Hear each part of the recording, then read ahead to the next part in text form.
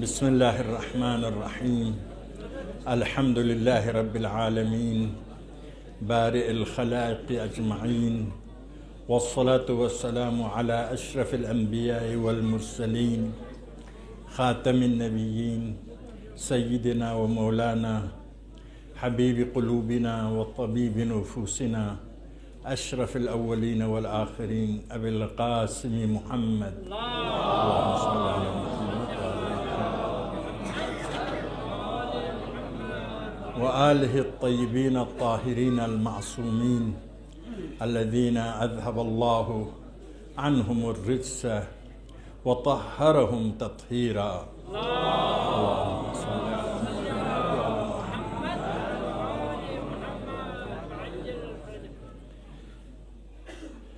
استاد معظم شیخ صاحب کی برسی کی مناسبت سے آپ کی بلندی درجات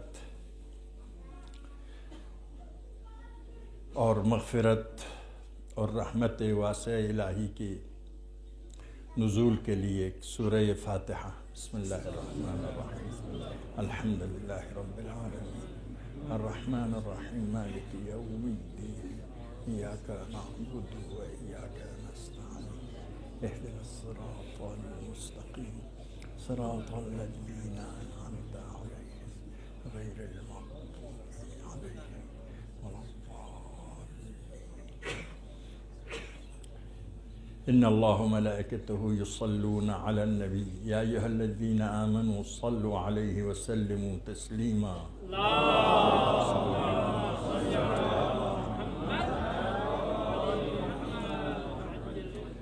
شیخ صاحب مرحوم کی بدولت تمام برادران ایمانی اور علماء کرام اور طلاب کرام کی زیارت کا شرف حاصل ہوا، وہ بھی شب جمعہ. یہ سعادت ہے. آغائے شیخ یوسف القاب کی سخاوت مندی کے ساتھ القاب تقسیم کر رہے تھے. یہ آپ کے حسن ظن ہے. حسن ظن تو نیک ہے، اگرچہ میں بالکل بارہا میں نے اظہار کیا القاب کی دنیا کو پسند نہیں کرتا ہوں. حقیقت کے مطابق بھی ہو، وہ معنویت اور وہ خلوص کم رنگ ہو جاتا ہے، کم از کم لوگوں کی نگاہ میں. اور مجھ جیسا کم ظرف آدمی تو وہ بڑا مشکل میں پھنس جائے گا. کسی نے خط لکھا مشہد کو یا اللہ کہہ کر، تو اس کو بلایا، کہا کہ کیوں لکھا ہے، اللہ کیوں کہا کہ اس سے بڑھ کر کوئی لقب نہیں ملا. ممکن ہے میں بھی مبتلا ہو جاؤں. اب ایک عرصہ تک یا اللہ کیا نام آیت اللہ سنتے سنتے پھر سمجھوں یہ درجہ تو کم ہے. میں ابھی 10-20 سال ہو چکا ہے. آپ کو شاید یاد نہ ہو، مجھے 30-35 سال پہلے سے آیت اللہ کہتے تھے. اس کا ایک اہم راز یہ تھا نا کہ کوئی مجھ سے ناراض نہیں تھا. ناراض نہ ہونے سے مخالفت نہیں کرتے. میرے کچھ احباب تھے بعد کے سالوں میں، علمی شخصیات بھی تھے، لیکن وہ تھوڑے سے اپنے وجود کا اظہار کرتے تھے تو لوگ ان کو مولانا ماننے کے بھی تیار نہیں تھے. بہرحال یہ عرض یہ ہے. بہرحال ہم وہی معنویت روحانیت حقیقت، چنانچہ باطن میں ایسا ہے، ظاہر بھی ایسا ہونا چاہیے. مجھے تو مراجع نے آیت اللہ نہیں بنایا، پاکستانی عوام نے بنایا ہے، تو ووٹنگ کے آیت اللہ ہے. تو اس مذاق سے ہٹ کر شیخ صاحب کی برسی ہے. بہت عظیم عالم دین ہے. ان کے ثمرات میرے برادر نے گنا، علمی ثمرات کو، جو علماء کے شکل میں ظاہر ہوئے ہیں. کتنے عظیم ثمرات. پاکستان انقلاب سے پہلے ہم وہاں تھے، مدارس کی حالت بہت ابتر حالت تھی. نیم جان، زیادہ سے زیادہ بہترین لقب دے سکے تو نیم جان مدارس تھی. علمی لحاظ سے انتہائی کمزور. اس کو حیات ثانیہ بخشنے میں پورا پاکستان کے مدارس کو ایک شیخ صاحب کا کردار، طریقہ عمل اور کامیاب نمونہ عمل جو پیش کیا. دوسرا، انقلاب اسلامی ایران کی وجہ سے لوگوں کے جذبہ ایمانی میں، امید میں اضافہ ہوا. ہمارے لیے اسوہ حسنہ کی ضرورت ہے. اسوہ حسنہ تو انبیاء الہی، ظاہر انبیاء کی سیرت کے معتبر داستانیں بہت کم ہے ہمارے پاس واقعات، لیکن ائمہ اطہار کی سیرت موجود ہے، وہ ہمارے لیے اسوہ حسنہ ہے. لیکن انسان اس آدمی کے نقش قدم پر چلتا ہے جو زیادہ سے زیادہ اس کے ساتھ نزدیک ہو، مکانی لحاظ سے نزدیک ہو، زمانی لحاظ سے نزدیک ہو، نسبت کے لحاظ سے نزدیک ہو. خلاصہ اس کا اثر زیادہ ہوتا ہے. آپ اپنے چچزاد بھائی سے زیادہ اثر لیں گے، اپنے گاؤں کے آدمی سے زیادہ اثر لیں گے، اپنے استاد سے زیادہ اثر لیں گے، اپنے ہم مباحثے سے زیادہ اثر لیں گے. تو یہ انسان کے طبیعت میں ہے.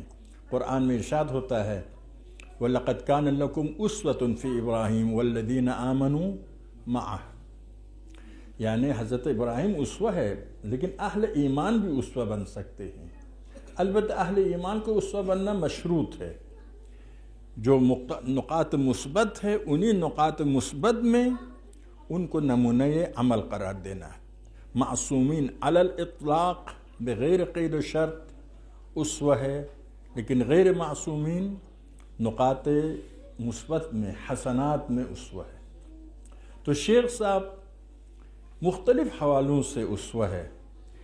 اس جملہ کے میرا مقصد یہ ہے کہ ایک انسان ہونے کے ناطے سے عیوب سے خالی بھی نہیں ہوتا ہے، لیکن ہمیں مثبت نقاط سے استفادہ کرنا ہے. مثبت نقاط سے استفادہ، مثبت نقاط بہت واضح نقاط تھے،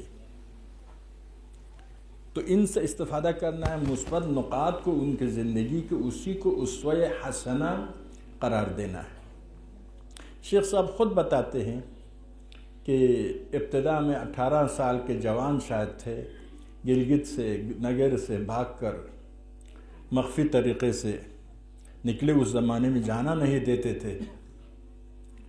پھر کسی جگہ تک پہنچے، وہاں سے دوبارہ زور سے واپس لے گئے. پھر دوسرے سال آنے کی اجازت ملی ان کے والدہ کی شفاعت سے، اور آ گئے نجف. پھر نجف میں علماء کی خدمت میں آئے. یعنی عجیب یہ ہے کہ اپنے ہدف ڈھونڈنے میں عقل مند بصیرت کی ضرورت. ہدف ڈھونڈنے میں اچھے علماء کو انتخاب کرتے تھے، اچھے ہدف کو انتخاب کرتے تھے. نجف میں بھی رہا ہوں، البتہ سکول کی زندگی تھی، لیکن اتنا سمجھ میں آتا تھا کہ طلباء کے پاس وہ فہم نہیں ہے.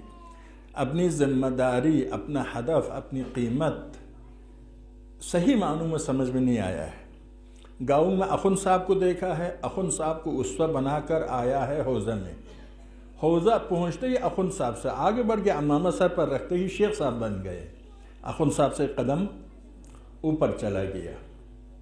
عام طور پر کہتے تھے ہمیں گاؤں میں مسائل شریعہ کی ضرورت ہے اور مجالس کی ضرورت ہے، انہی دو میں تجربہ حاصل کرنا ہے، یہی مقصد ہے. لیکن شیخ صاحب نے اس ماحول میں علم کو اپنا ہدف بنایا. بہت کم شاید تھے ایسے تھے جو اس اکثریت کے اثر میں نہ آ جائے. علم کو ہدف بنایا. پھر ابتدا ہی سے بیمار ہو گئے. یہ امتحانات ہے خدا والوں کو جو امتحانات پیش آتے ہیں، ابتدا ہی سے بیمار ہو گئے. نجف میں نہیں رہ سکے، سامرہ چلے گئے. سامرہ میں بیٹھے ہوئے تھے. نجف میں تو علم کا سرزمین ہے، لیکن سامرہ میں تو کچھ نہیں ہوتا ہے، سنیوں کا شہر، ایک ہی مدرسہ ہے. تو وہاں پر کہتے آغا راستی پہنچ گئے. ان کا اندازہ ہے وہ علمی شخصیت ہے. مقدمات میں جہاں جہاں سمجھ میں نہیں آیا تھا علامت لگائی تھی، آ کر ان سے پوچھا ہے. انہوں نے، وہ بھی خالی تھے سامرہ میں زیارت کے لیے. آب و ہوا بہت مناسب آب و ہوا ہے سامرہ میں. اس حوالے سے گئے تھے تو ان کو سکھایا شبہات کا ازالہ کہ یہ روزانہ آتے تھے، ان سے پوچھتے تھے، وہ ان کے شبہات کو حل کرتے تھے۔ کہتے بعد میں نجف چلا گیا، نجف جانے کے بعد ظاہر مقدمات میں قوی ہو گیا تھا، تو لمعہ حاشیہ کئی کے امتحان دے 2-3 مہینے پڑھ کر بنیاد بن گئی تھی، پھر پاس ہونے کے لیے ضروری سامان فراہم تھا۔ کہتے وہ شیخ صاحب، شیخ آغا راستی اس کے گھر آئے، مدرسے میں آئے، انہوں نے ادار انگور لیا، لا کر ان کے سامنے پیش کیا اور ان کو کہا کہ میں نے یہ کیا ہے۔ تو انہوں نے کہا کہ یہ آپ نے غلط کیا ہے، آپ اب اس کتاب کو پڑھنا ہے۔ کتاب کی نشاندہی کی، استاد کی نشاندہی کی۔ کہا کہ میں نے شہریت اللمعہ کے لیا ہے، جائز کیسا ہوگا؟ کہا کہ اگر لمعہ کے شہریت تمہارے لیے جائز ہے، لیکن انہی کتابوں کو تم نے پڑھا تو شہر حرام ہو جائے گا۔ جو کتابیں میں نے بتائی ان کو پڑھو تو شہر تمہارے لیے جائز۔ مقصد ہے نا، دین کا مقصد، خدا کا مقصد، یہ مقصد کے مطابق چلنا مجوز ہے۔ مقصد سے ہٹ کر چلنے میں کوئی جواز حاصل نہیں ہوتا ہے۔ تو اس راستوں کو انہوں نے پکڑا۔ آغا محمد علی آیت اللہ سعید کے والد تھے، ہمارے درمیان بڑی شہرت تھی سخت گیری کے لحاظ سے، اس کے خلاف زبردست انقلاب بھی لایا تھا۔ آیت اللہ محسن حکیم کے داماد تھے، سخت گیر تھے، سخت گیری میں بہت شہرت بھی تھی، ابھی مجھے نہیں معلوم۔ تو یہ گئے ان کے پاس، کہا شہرے دے دو، کہا کہ آدھا دینار جو دوسروں کو دیتے تم لے لو۔ کہا نہیں لیتا ہوں، وہ تو فقراء کے لیے ہے، آپ طلباء کو جو دیتے ہیں 1 دینار وہ دے دو۔ کہا امتحان دو، تو امتحان دینے کے لیے وہی تیار ہو گئے، وہی کچھ پوچھا جواب دیا وغیرہ۔ ایک جرأت تھی، دوسرا سرمایہ بھی تھا، یعنی علم بھی تھا اور جرأت بھی تھی۔ اسی لیے انہوں نے وہ کہتے تھے آخر تک تمہاری تمام ضرورتوں کو میں پورا کروں گا، اگر تمہاری کوئی ضرورت ہو نہ بتاؤ تو تم مسئول ہو، پورا نہیں کہ تو میں مسئول ہوں۔ اگر محمد علی جو اتنے سخت گیر تھے، عموماً بہت سے علماء ایسے ہوتے ہیں نا، طلبہ نہیں پڑھتے ہیں، طلبہ سمجھتے سر پر امامہ میں نے رکھا ہے تو جبرائیل اور میرا درجہ برابر ہے۔ تو اس طریقے سے یعنی علماء کے سامنے جرأت بھی تھی اور جرأت کی جواز بھی تھا، یعنی علم تھا، عمل تھا، اس وجہ سے اپنا حق بھی مانگتے تھے، ساتھ صحیح طریقے سے پڑھتے تھے۔ جب شہریت لگا، کسی طالب علم نے اپنے علاقے کے آ کے کہا ہاں تم نے جا کر اپنی تعریفیں کر کے شہریت پورے نکالا، کہا کہ تم مقبرہ پڑھتے ہو، تم شہریت کے مستحق ہو، میں نہیں ہوں۔ ایک عجیب چیز تھی نجف میں، کربلا میں تو عروج پر تھا، نجف میں بھی عجیب تھی، مقبرہ پڑھتے تھے، میتوں کے قبر میں جہاں وہ مدفون تھے وہاں جا کر قرآن پڑھتے تھے، کمائی کا ایک ذریعہ ہوتا۔ شیخ صاحب ان چیزوں میں مقبرے سے تو بہت سے پڑھنے والے اجتناب کرتے تھے، شیخ بھی اجتناب کرتے تھے، لیکن ان کے علاوہ کہتے نماز وحشت کے لیے پیسہ دیا، اچھا خاصا پیسہ تھا اس زمانے کے لحاظ سے، بہت بڑا پیسہ تھا، دے دیا۔ پھر ان کی ضمیر نے نہیں مانا، جا کے کسی استاد سے پوچھا تو استاد نے کہا اگر تمہارے دل نہیں مانتا ہے تو واپس کر دو۔ انسان کے دل ضمیر بہت اہم ہوتا ہے نا، پیسہ کے لیے اپنے آپ کو ذلیل کرنا یہ بہت بری عادت ہے۔ چلو کام غلط بھی نہ صحیح، لیکن پیسہ کے لیے ذلیل کرنا یہ بری عادت، آپ کی شخصیت ٹوٹ جاتی ہے، خود شکنی میں مبتلا ہو جاتے۔ تو خلاصہ مثلا ورنہ نماز وحشت کا کیا مسئلہ تھا، قبول نہیں کیا، پاکستان آ کر نکاح نہیں پڑھتے تھے، یعنی کچھ چیزیں ایسی تھی جو پیسہ کے باوجود، دعوتوں کے باوجود اس کو قبول نہیں کرتے تھے۔ بس اوقات اپنے ذاتی دلائل تھے ان کے لیے، لیکن یہ ہے کہ پیسہ کے سامنے ہتھیار نہیں ڈالا تھا، جو جس چیز کو صحیح سمجھتے تھے وہاں سے لیتے تھے۔ مدرسے کے لیے پیسہ کسی نے دیا، کہا کہ یہ پیسہ مدرسے کے لیے، اور مدرسے میں ایسا کام کرو آپ، فوراً واپس کر دیا. وہ دینے والا محسن تھا ان کے اسی ایران میں، فوراً واپس کر دیا. کہا کہ نہیں، شاید کو نہیں ماننا ہے، پیسہ واپس. اب شیخ صاحب کو تو تکلف بھی نہیں کرنا نہیں آتا تھا، تو پیسے واپس کر دیا. یعنی اپنی استقلال کی حفاظت، اپنی حرمت کی حفاظت، عزت نفس کی حفاظت انتہائی اہم ہے. علماء کے پاس سرمایہ عزت ہے، حرمت ہے، استقلال ہے. اگر پیسے کے لیے استقلال کو، آزادی کو داؤ پر لگائے، یہ عالم کوئی کام نہیں کر سکتا. تو یہ ایک قسم کے اچھی صفات میں سے ہے. علم کو اہمیت دینا. اچھے طالب علم سے بڑی محبت کرتے تھے، پڑھنے والے طالب علم سے بڑی محبت کرتے تھے. میں جب جعفریہ میں پہنچا تھا، وہ گلگت میں تھے، مجھے داخلہ ملا اور پھر وہ آ گئے. میں ہم 1-2 مہینے گزرنے کے بعد میرے پاس آ گئے.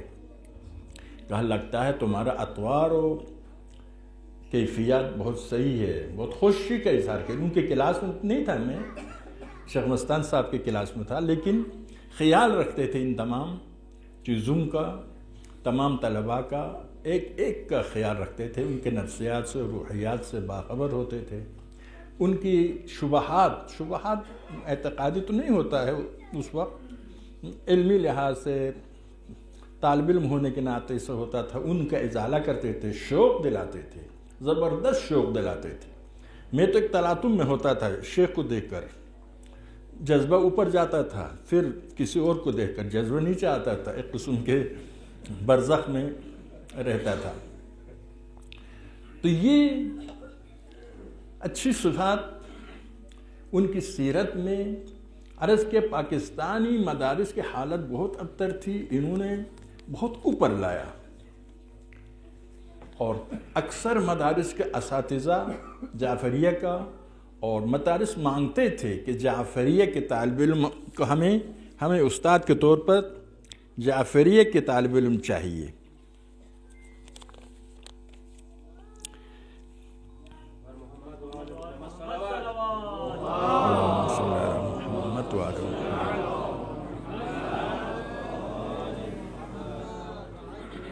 ایک اہم چیز احساس مسئولیت بھی ہے. بہت زبردست احساس مسئولیت کرتے تھے. مجھے جو 10 سال پہلے میں یہاں سے چلا گیا، اس وقت بھی شیخ نے اتفاقاً آغا بہادری نے بھی کہا تبلیغات وہاں واجب ہے، وہاں خلا ہے. شیخ صاحب نے بھی کہا واجب ہے وہاں تبلیغات. یہ تو میرے لیے کہا. خود احساس مسئولیت اس حد تک کرتے تھے. آپ جانتے ہیں کہ مدرسہ میں ہی رہتے تھے. بعض اوقات کئی دن مسلسل گھر پر نہیں جاتے تھے، یا گھر پر جائے آخری وقت جاتے تھے. ان کے بیٹے ابھی بھی شکایت کرتے کہ والد صاحب نے ہم پر توجہ نہیں دیا. احساس مسئولیت اس حد تک کہ دوسرا کئی مواقع ایسا پیش آیا ہے، دوسروں نے پیشکش کیا کہ ہم مدرسہ بنا کر آپ کو دیتے ہیں، خرید کر دیتے ہیں. مدرسوں سے متصل جو عمارت تھی اس کو بھی خرید کر دینے کی پیشکش کی گئی. سب کو ٹھکرایا. اس کا وجہ یہ تھا، کہتا تھا کہ میں اس کو چلا رہا ہوں، اس سے زیادہ بڑا ادارہ بناؤں تو چلا سکتا ہوں یا نہیں چلا سکتا ہوں، میں مطمئن نہیں ہوں. جبکہ اگر خود بناتے تو زیادہ اپنا تھا، یہ تو دوسروں کا تھا. لیکن اس کے باوجود وہی احساس مسئولیت کہ میں شاید اس سے زیادہ مسئولیت انجام نہیں دے سکوں. نام تو بڑا ہو جائے گا، تعریف تو لوگ کریں گے.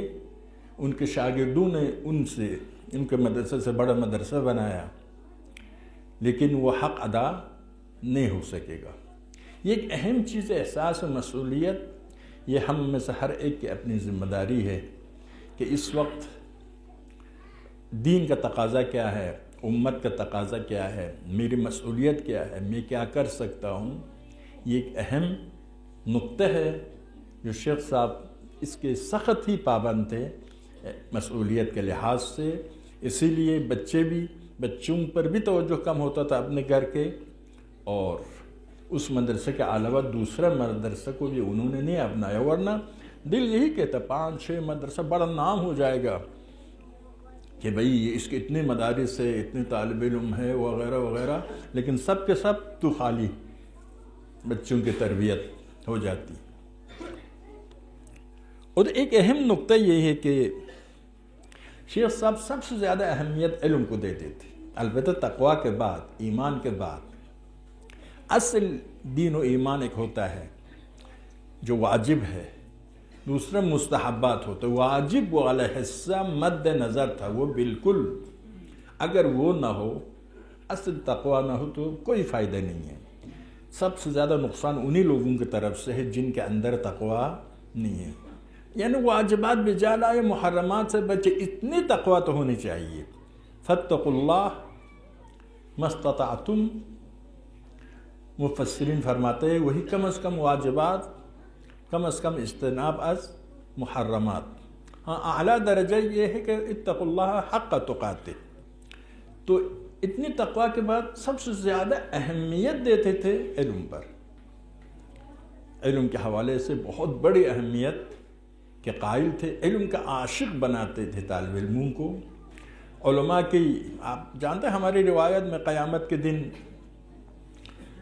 شیعوں کے درجات ان کے علم کے مطابق ہوگا، شیعیان اہل بیت کے درجات آخرت میں ان کے علم کے مطابق ہوگا۔ ظاہر علم سے مراد صرف علم حوزوی نہیں ہے، علم کا دائرہ وسیع ہے، لیکن تب بھی علم معیار فضیلت ہے انسان۔ آپ دیکھیے انسان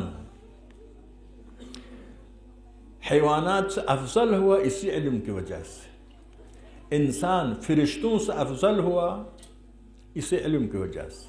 حضرت آدم کی خلقت کے بارے میں جب سوال ہوا اور مسجود ہونے کے بارے میں سوال ہوا تو فرمایا علم، آدم کے علم کو دلیل کے طور پر پیش کیا خدا نے، یعنی برتری انسان باعث ہو گیا انسان معلم ملائک بن جائے، مسجود ملائک بن جائے۔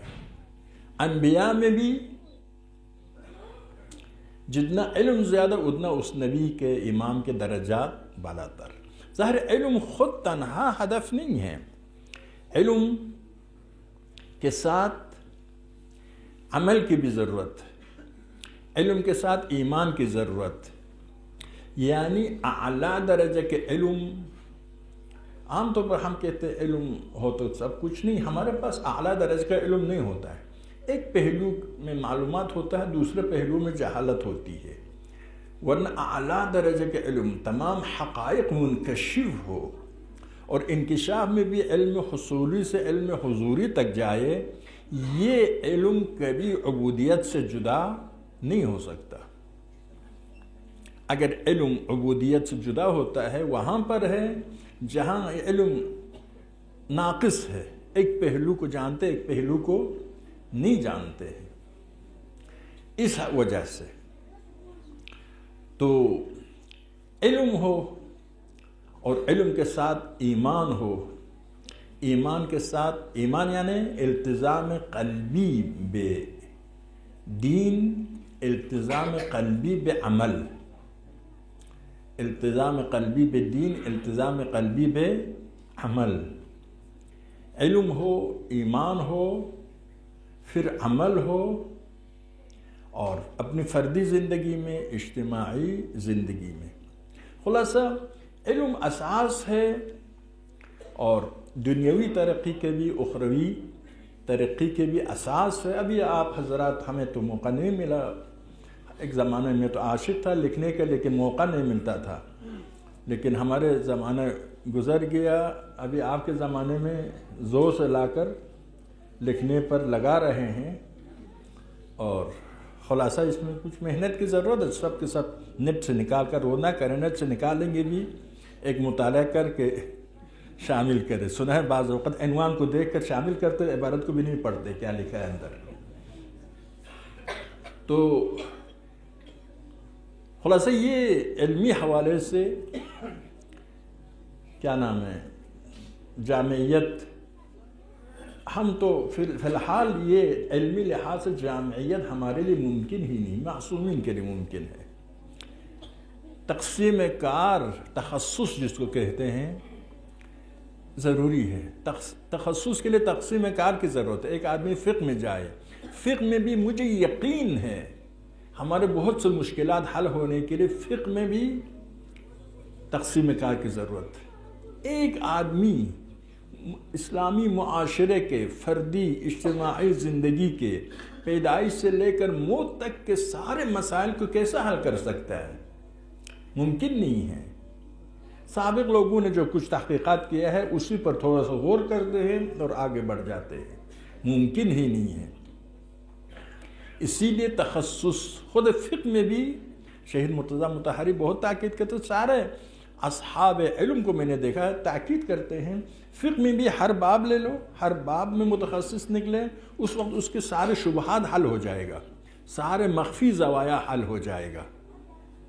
ورنہ بس اوقات ایک روایت ضعیف ہے اور جذبات کے مطابق ہے، جذبات کے مطابق۔ میں ایک مثال دیتا ہوں، آیت اللہ جوادی کی چھوٹی سی کتابچہ ہے استطاعات کا، اس میں یہی جو کسی کی زوجہ کے ساتھ کسی کا ناجائز تعلق یا قوم لوط کے تعلق میں جو حرمت ابدی ہے، انہوں نے فرمایا اس کے اوپر کوئی دلیل نہیں ہے، لیکن احتیاط واجب اجتناب کرنا ہے، وجہ بھی معلوم سارے علماء نے کہا ہے نا۔ اب اس میں کیا ہے، روایت بہت ہے، اب روایات سند کے لحاظ سے اتنی قوی نہیں ہے، لیکن وہ قوت ایمانی اور جذبہ ایمانی اور احساسات ایمانی کی وجہ سے انہی روایت کے مطابق فتویٰ دے دیتے ہیں۔ اگر تحقیق آ جائے ہر مسئلے پر، عمیق تحقیق، بقول آغا برجردی تھے ان ابن الدلیل، تو آغا برجردی سے نقل کرتا کوئی کہ 500 مسائل شرعیہ کی دلیل اجماع ہے۔ اب اجماع میں آپ جانتے ہیں صغرا یا کبرا، ہاں جی، جہاں صغرا قوی ہو وہاں کبرا قوی نہیں، جہاں کبرا قوی ہو صغرا قوی نہیں، مسئلہ یہی ہوتا ہے۔ تو بہرحال ابھی دور بہت، مثلا ایک زمانے میں شیعہ مظلوم تھے، چھپ کر کام کرتے تھے، واقعاً چھپ کر کام کرتے تھے، انتہائی خطرات کے ساتھ زندگی گزارتے تھے۔ ابھی یعنی تشیع کے عروج کا دور ہے، اس دور میں علمی انتہائی ترقی کی ضرورت ہے۔ علمی ترقی میں بھی جو سب سے زیادہ مسئولیت ہے وہ فقہی ہے اور اعتقادی ہے، اعتقادی لحاظ سے لوگوں کے فکر کو بچائے۔ اب خود ایران میں دیکھیے یہ الغار ہو گیا مغرب کا، اتنے شبہات کا حملہ ہوتا ہے۔ ہم کیا ہے، رہبر نے جو فرمایا جہاد تبیین دونوں کی ضرورت۔ آپ اسی فقہ کو بھی حقوق کے ذریعے، لا کے ذریعے، سائنس کے ذریعے دنیا کو منوا سکتے ہیں۔ البتہ فقیہ تو اس کے پاس قرآن و سنت ادلہ اربعہ سے ثابت کرنے کے ٹائم ہوگا، پھر ان سے پائنتر درجہ ہوتا ہے مبلغین، وہ یہ کام کر سکتے کل فقہ کو جدید علوم کے مطابق دنیا کے سامنے پیش کرے، جدید علوم کے مطابق دنیا کے سامنے پیش کرے۔ تو عرض کیا خلاصہ، تقسیم کار اپنی جگہ پر صحیح۔ شیخ صاحب علم اور آپ کے مدرسے کے طالب علم نحو کے لحاظ سے بہت معروف، نحو بہت بنیاد ہے۔ میں جب ادھر قوم میں پہنچا تھا، دیکھا کہ جہاں بھی امتحان کے لیے چاہتا ہوں زبردست نتیجہ ہوتا ہے، بڑا شوق تھا امتحان دینے کا۔ رسائل و مقاصد کا امتحان میں نے مطالعہ کر کے دیا ہے، ابھی ڈرتا ہوں امتحان کے لیے جاؤں تو، لیکن اس وقت استاد کے بغیر، استاد نے پڑھا کے شروع ہی پہنچ گیا تھا، اور جہاں شہریے کے لیے ضرورت تھی، آگے کی ضرورت تھی، اسی لیے مطالعہ کر کے جا کے امتحان دیا۔ اتنی جرأت، میں نے شیخ صاحب کو خط لکھا، ہم 5 طالب علم ساتھ آئے تھے، کہ یہاں کے کسی بزرگوار نے کہا تھا کہ شیخ صاحب وہاں سے خط لکھتے آپ لوگوں کے ساتھ تاکہ آپ کے لیے ادھر مشکلات پیش نہ آئے۔ تو یہی خط میں لکھا، تو شیخ صاحب بعد میں واپس آ کے کہا آپ لوگوں کے لیے کیا مشکلات پیش آیا، سب سے آگے آپ بڑھ گیا، ہم نے آپ کو علم دیا، خط نہیں دیا لیکن علم کے ساتھ بھیجا، تو جہاں بھی جاتے تھے آپ کامیاب ہو جاتے۔ بات تو یہی صحیح تھی، شوق تھا امتحان دینے کا، ایک تھوڑا سا کامیابی سے مزہ بھی آتا ہے نا انسان کو، پھر ممتحنین قدردانی کرتے تھے، تعریف کرتے تھے۔ تو خلاصہ یہ عظیم خدمات ہے ہر مدرسہ چلانے والے، البتہ میں خود تو حضور کا غیابی کا حضوری، لیکن دوسرے مدرسے چلانے والے اس پر عمل کرنے کی ضرورت ہے. لیکن کچھ خصوصیات شیخ صاحب کی اپنی تھی. کسی چیز کا، ہاں جی، جبرائیل میکائیل بھی آتا، اسرائیل بھی ساتھ آتا، کسی کی بات سفارش سننے کے لیے تیار نہیں تھے. خصوصیت تھی، اسی لیے ان کی بات چلتی تھی. جو کہنا چاہتے تھے، جو کرنا چاہتے تھے، وہ ضرور عملی ہو جاتا تھا خصوصیت شخصی کی وجہ سے. ایک اہم نقطہ، شیخ صاحب اسراف سے دور تھے. کیا ہے؟ یہ جو فضول خرچیاں، انقلاب سے پہلے تو غربت تھی. نجف میں میرے خود شلوار پھٹا ہوتا تھا، پیران پھٹا ہوتا تھا، یہاں کے نیچے پھٹا ہوتا تھا، مقعد کے نیچے پھٹا ہوتا تھا. یہ عراقی جو پیرہن ہوتا تھا نا، معنی منفی معنی نہ لے، وضاحت کرنا پڑے. لمبا کرتا جو پہنتا تھا نا، جا کے صحن میں بیٹھتے تھے تو ظاہر ہے جہاں زیادہ بیٹھ گئے وہی جگہ گھس جاتا تھا. تو یہ حالت تھی. لیکن کیا ہے، ابھی انقلاب آ گیا. حضرت امام کے عظیم کارنامہ ہے. تو فضول خرچیاں بہت ہے. بہت سے لوگ بہت سے گون پر فضول خرچیاں کرتے ہیں. البتہ ادھر پکڑے نہیں جائیں گے، ادھر پکڑا جائے گا. یہ تو واضح ہے ایک جگہ پر، قفوہم انہم مسئولون لتسألن یومئذ عن النعیم. تو شیخ صاحب اس کا بڑا خیال رکھتے تھے. یعنی حتیٰ کچھ ترین مسائل جو میں بھی سمجھتا تھا ضرورت نہیں اس کا خیال رکھنا، شیخ صاحب ان کا بھی خیال رکھتے تھے. یعنی فقہی استدلالات وغیرہ سب سے گزرنے کے باوجود بھی کوچک ترین احتمالات کا بھی خیال رکھتے تھے. یہ بہت بڑی بات تھی. مدرسے میں ان اواخر کی بات ہے، کہتے میں نے اندازہ لگایا لڑکوں کو 2 روٹی کی ضرورت نہیں ہے، تو 1.5 روٹی میں دیتا تھا، کیونکہ باقی آدھا روٹی اسراف ہو جاتا تھا.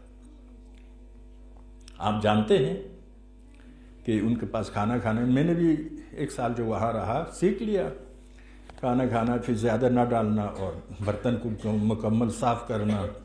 ہاں جی، خلاصہ اس قسم کے ضیاع سے بھی اجتناب، فضول خرچی سے بھی اجتناب. ایک دفعہ ان کے بیٹا شاید بہت چھوٹے تھے، آغا تقی صاحب تھے غالباً، میں نے ان کو دیکھا نہیں تھا، ان کی زیارت بہت سالیانہ دراز کے بعد ہوئی. لیکن ایک دفعہ کسی کام سے ہم دونوں گئے تھے. میں سن 87-88 میں وہاں استاد تھا، واپس آ رہا تھا، تو کسی کام سے گئے تھے. تو ایک گڑی جو نمبر والی گڑی ہے، نمبر جو نکلتا ہے نا، آج کل وہ بھی ختم ہو گئی، ختم ہونے کے مترادف ہے. تو وہ بچے کا تھا، خراب ہو گیا تھا. پورا صدر گھوما، سب نے کہا بھائی اس کو نہ بناؤ، ایک نیا لے لو، 30 روپے 40 روپے کی قیمت. پورا صدر ڈھونڈنے کے بعد کس کوئی تیار نہیں ہوا بنانے کے لیے، پھر چھوڑ کر آ گئے. یعنی ایسا خیال رکھتے تھے ان چیزوں کا. اور لیکن تب بھی طلباء کے لیے سہولت تھی. اب پڑھنے کے لیے چائے کی ضرورت تھی، چائے پینے کی اجازت تھی. چینی، چائے، یہ چیزیں تیار تھی. یعنی ضرورت کی چیزوں میں بخل نہیں کرتے تھے، لیکن غیر ضروری چیزوں میں بہت سخت گیری تھی.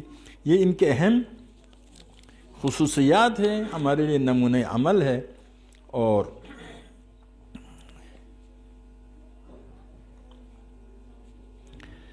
بس اوقات لوگ مشورہ لینے کے لیے آتے تھے، طالب علم بننے کے لیے. بس اوقات مشورہ نہیں دیتے تھے آغا، کہتے جاؤ اچھی نوکری کرو وغیرہ. کیونکہ میں خود بھی اس نتیجے پر پہنچا ہوں، یعنی شیخ کی بات میری بھی سمجھ میں آئی ہے.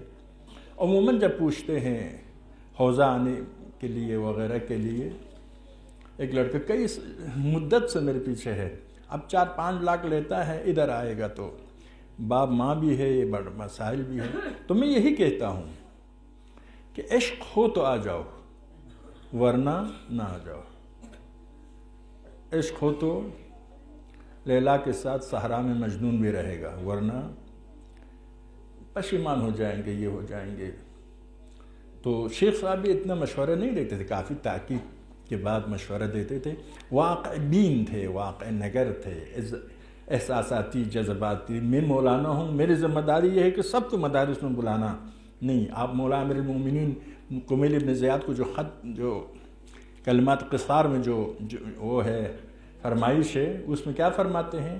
4 گروہ ملتے ہیں، میرے پاس علم بہت ہے، ہونا لعلما جمن، بہت سکھانا چاہتا ہوں، کوئی سیکھنے والا نہیں ملتا ہے۔ پھر ایک ایک کر کے نام لیتے ہیں۔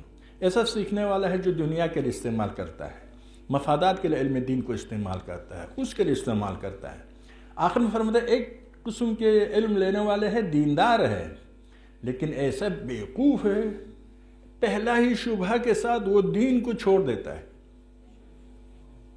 ایسے ان لوگوں میں سے کوئی بھی علم دین کے قابل نہیں ہے۔ اس کے بعد مولا فرماتے ہیں بلا لا تخلو الارض من حجت للہ قائم من حجت قائم للہ اما ظاہرا مشہورا اما خائفا مستورا۔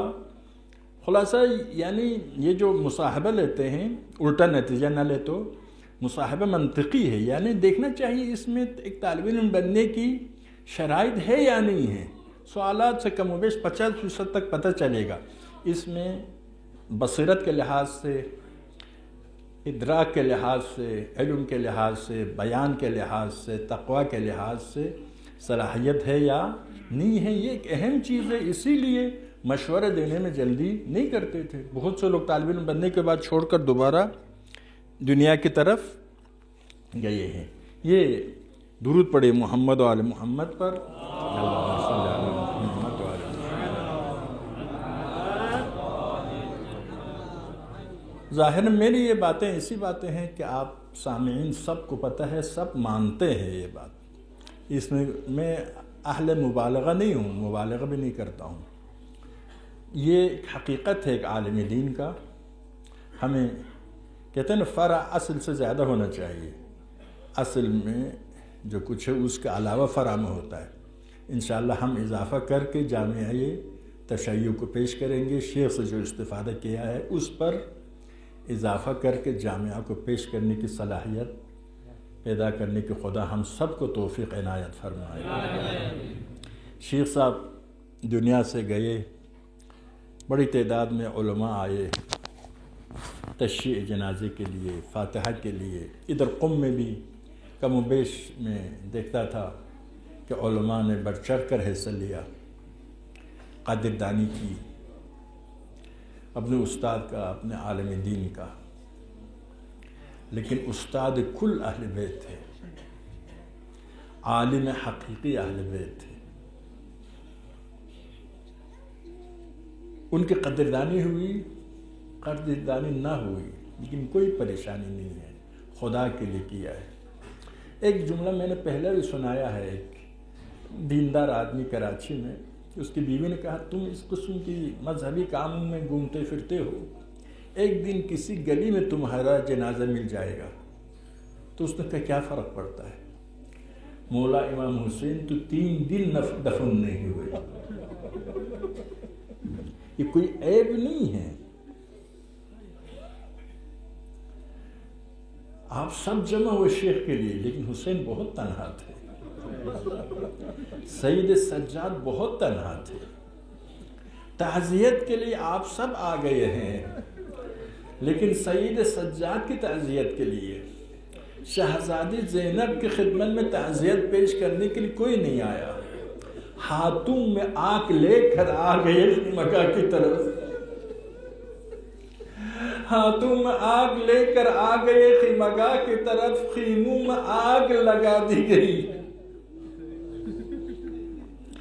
خیموں میں آگ لگا دی گئی، اور حسین ابن علی جیسی ہستی پیاسے شہید ہو گئے، دفن بھی نہیں ہوئے۔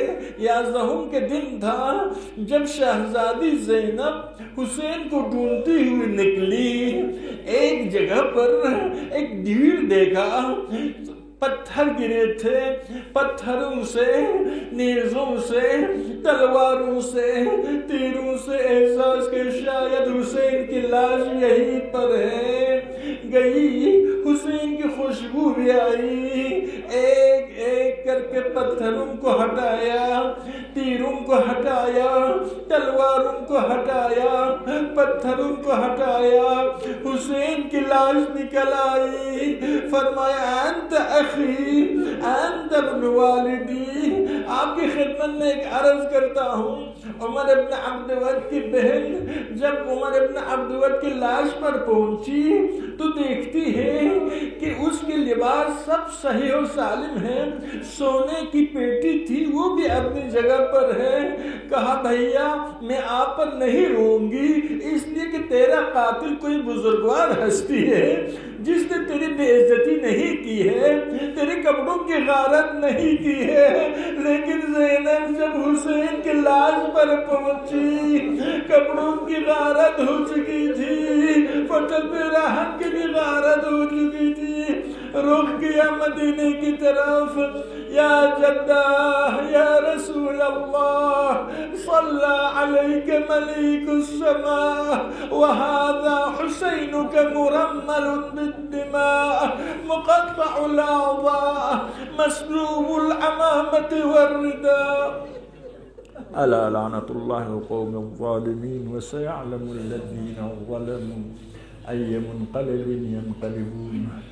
خدایا تیرے عظمت کا واسطہ، خدایا تو رحمان ہے، تو رحیم ہے، تو قاضی الحاجات ہے، تو مجیب الدعوات ہے، تو ارحم الراحمین ہے۔ خدایا ہمارے شیخ، ہمارے استاد محترم جن کا عظیم ہم سب کے گردن پر ہے، خدایا مذہب تشیع کی بڑی خدمت کی ہے، شیعیان پاکستان کی بڑی خدمت کی ہے، علم و علماء و مدارس پاکستان کی بڑی خدمت کی، خدایا بحق شہدائے کربلا انہیں محمد و آل محمد کے ساتھ، شہدائے کربلا کے ساتھ محشور فرما۔ خدایا ہم سب کے مرحومین خصوصاً شہداء کے ملت کے شہداء کو شہدائے کربلا کے ساتھ محشور فرما، امام کے ظہور میں تعجیل فرما۔ خدایا مجاہدین اسلام فلسطین، لبنان، عراق، سوریہ، ایران، بحرین، یمن، کشمیر، جہاں بھی مجاہدین اسلام اہل باطل کے ساتھ برسر پیکار ہو، خدایا ان کی مدد فرما۔ دشمنان مکتب اہل بیت خصوصاً تکفیری، داعشی اور ناصبی اگر ہدایت کے لائق نہ ہو انہیں نیست و نابود فرما۔ خدایا نظام مقدس جمہوری اسلامی ایران کو اپنے الہی اہداف میں کامیابی عطا فرما۔ خدایا اس نظام کی جس کے لیے لاکھوں شیعیان علی نے جانوں کا نذرانہ پیش کیا ہے، اس نظام کی حفاظت فرما۔ رہبر معظم انقلاب کی مقبولیت، مدیریت، محبوبیت، قدرت، توانائی، عمر میں اضافہ فرما۔ خدایا سید حسن نصر اللہ شہدائے مقاومت کو شہدائے کربلا کے ساتھ محشور فرما۔ خدایا پاکستان کو روز بروز ترقی عطا فرما، وہاں کے عوام، خواص، حکمران، مرد، عورت، علماء سب کو اغیار کی غلامی چھوڑ کر تیری بندگی کرنے کی توفیق عنایت فرما۔ خدایا غم محمد و آل محمد کے علاوہ کسی اور غم میں ہمیں گرفتار نہ فرما۔ خدایا ہمیں دامن محمد و آل محمد سے متمسک رہنے، ان کے نقش قدم پر چلنے، مذہب حق کی مدد کرنے، امام کے حقیقی انتظار کرنے والوں میں شامل ہونے کی توفیق عنایت فرما۔ خدایا یوسف فاطمہ کے ظہور میں تعجیل فرما۔ تمام حاضرین کے مرحومین شہدائے ملت خصوصاً استاد معظم کے لیے سورہ فاتحہ۔